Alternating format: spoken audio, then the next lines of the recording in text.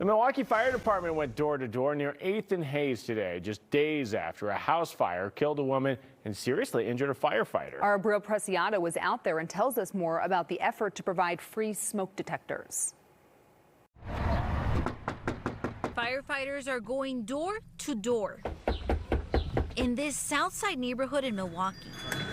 Checking to make sure that our neighbors not only have a working smoke alarm, but that it's installed in the right place. They will install a smoke detector for free, like they did at Celia Vasquez's home. That's definitely safer now. It's part of the Milwaukee Fire Department's efforts to keep the community safe, especially in this neighborhood where a fire on Sunday killed a woman and left a firefighter badly burned.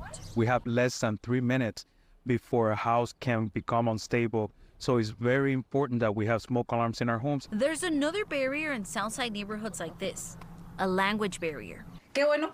And during this check, we were able to help Spanish-speaking residents like Celsa Mota get a working smoke detector in her home. It's very helpful, and it's great that they are doing this for us to help prevent fires, like the one that just happened. Being in this neighborhood that has a lot of Latinos and Hispanics in the area, I do want to make sure that they understand that we are here for them. That's why information is also provided in Spanish to help save more lives and time. Of course. It's a great service, and I'm very grateful. In Milwaukee, Abril Preciado, FOX6 News. The Milwaukee Fire Department says these free detectors are available for any resident in the city, regardless of their legal status. For more information on how to get access to these alarms, just head on over to our website at fox6now.com.